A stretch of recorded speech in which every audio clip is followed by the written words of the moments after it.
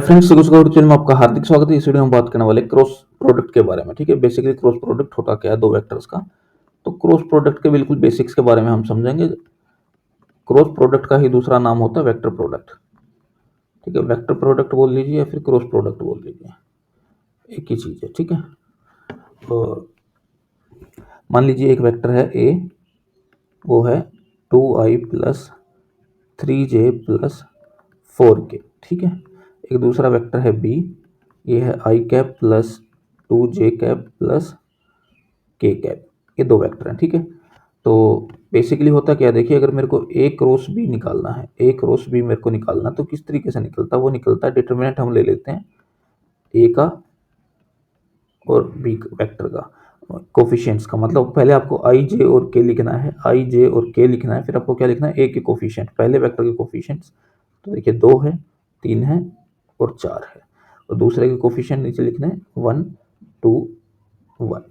ठीक है, ये हम इस तरीके से हम क्रॉस वेक्टर प्रोडक्ट निकाल लेते हैं। अब देखिए ए क्रॉस बी जब हम करेंगे तो हमारे पास ये वेक्टर ही निकल के आएगा, एक वेक्टर ही निकलेगा। मान लीजिए एक सी वेक्टर आ गया। ठीक है, इसको मैं भी सोल्व नहीं कर रहा हूँ, आप डिटरमिनेंट मेथड लगा के इसको आराम से सोल्व कर सकते हैं। चलिए मैं करके बता देता हूँ।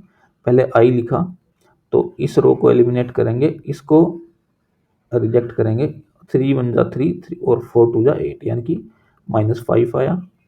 फिर माइनस जे लिखा, अब इस रो को नहीं देखना है और इसको नहीं देखना है, तो 2 1 जा 2 और 4 1 जा 4, तो -2 आया। प्लस के केस में अब इसको नहीं देखना और इसको नहीं देखना, तो 2 2 जा 4 -1 3, यानी कि 1। तो यानी कि देखिए इस तरीके से हमारे पास एक वेक्टर आया सी वेक्टर, जिसकी वैल्यू क्या है? -5i plus 2j plus K cap, ये वेक्टर आया। अब ये जो वेक्टर होता है एक्चुअली होता है क्या है, ये एक्चुअली ए वेक्टर से बी वेक्टर तक अगर मैं क्रॉस प्रोडक्ट कर रहा हूँ, तो ये एक वेक्टर दे रहा है हमें सी, जो कि दोनों के परपेंडिकुलर वेक्टर है। जो वेक्टर सी है, वो वेक्टर सी जो होगा वेक्टर ए के भी परपेंडिकुलर होगा, और वेक्टर सी जो है वेक्टर बी के भी परपेंडिकुलर होगा। अब कभी भी अगर ए डॉट दो वेक्टर्स का डॉट प्रोडक्ट अगर जीरो आ जाता है, सॉरी क्रॉस प्रोडक्ट अगर जीरो आ जाता है, तो इसका मतलब है उनका जो एंगल है ए और बी के बीच में जो थीटा है एंगल है, वो एक्चुअली 0 डिग्री है। और एक्चुअली ए और बी क्या है? पैरेलल वेक्टर्स या कोलिनियर वेक्टर्स, वो हम बोल सकते हैं। ठीक है, कोलिनियर वेक्टर्स हैं या फिर पैरेलल वेक्टर्स हैं। तो ये बेसिक फंडा है। और ऑर्थोगोनल तरीके से भी हम निकाल सकते हैं सिंपल इसको। मान लीजिए ए वेक्टर आपको दिया गया है I cap plus J cap plus 2 के कैप, और बी वेक्टर आपको दिया गया है 2i cap plus 2j cap plus 3k cap. ये दो वेक्टर है, तो आपको इनकी मल्टीप्लाई करनी है, तो होगा क्या? देखिए आपको क्रॉस प्रोडक्ट निकालना है मान लीजिए, तो इसका दूसरा मेथड भी होता है, वो इस तरीके से निकाल सकते हैं आप। अब आप ध्यान रखिएगा, आई की आई से जब क्रॉस होती है तो आंसर 0 आता है, जे की जे से होती है तो आंसर 0 आता है, और के की के से होती है तो आंसर 0 आता है। बाकी अलग केस में क्या होगा, ये ऑर्थोगोनल सिस्टम को फॉलो करेगा, आई जे के। अब आई की अगर जे से क्रॉस होगी तो आंसर के आएगा, जे की अगर के से क्रॉस होगी तो आंसर आई आएगा, और के की अगर आई से क्रॉस होगी तो आंसर जे आएगा। ये ऑर्थोगोनल सिस्टम है।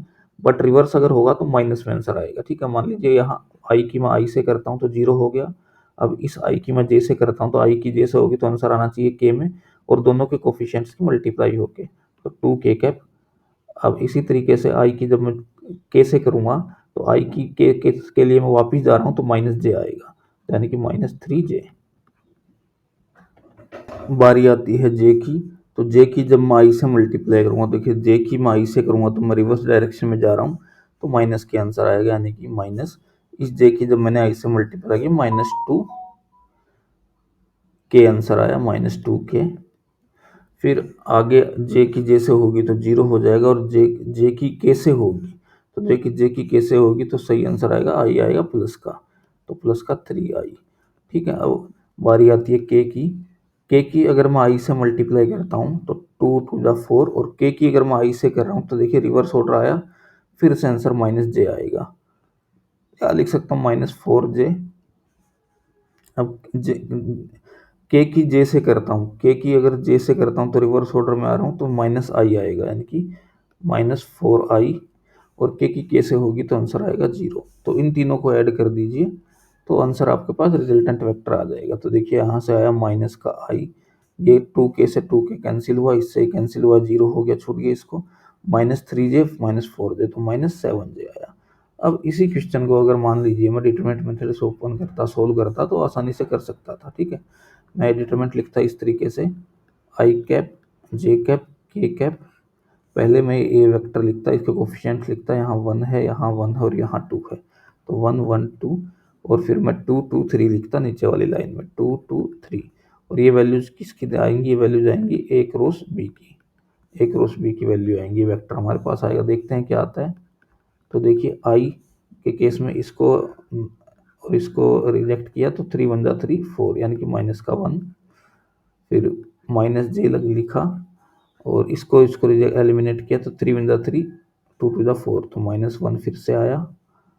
और अगर बारी आती है के की, तो प्लस का के, तो 2 1 जा 2, 2 2 जा 2 1 जा 2, 2 1 जा 2, ये हो गया 0। ठीक है, तो इस तरीके से आपके पास आंसर आया -i + j, ये आंसर आया। ठीक है, अब यहाँ देखिए इसका मतलब हमने कहीं थोड़ी सी कोई साइन की हमारे से मिस्टेक रही है। अब इसको देखते हैं, अगर मैं के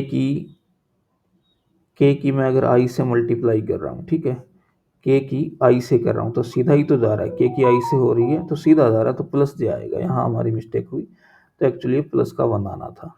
तो इस तरीके से देखिए दोनों मेथड से हमने क्रॉस वेक्टर निकाला, और इस तरीके से हमारे पास आंसर दोनों सेम आए। ठीक है, तो मैं आपको गाइड सजेस्ट करूंगा कि आप डिटरमिनेंट वाले मेथड से ही जाएं, लेकिन क्रॉस प्रोडक्ट का मल्टीप्लिकेशन आप कभी भी 0 आता है, इसका मतलब दोनों वेक्टर 0 हैं। और क्रॉस प्रोडक्ट अगर दो वेक्टर्स का क्रॉस प्रोडक्ट अगर 1 आता है, तो इसका मतलब दोनों वेक्टर जो हैं एक दूसरे के परपेंडिकुलर हैं।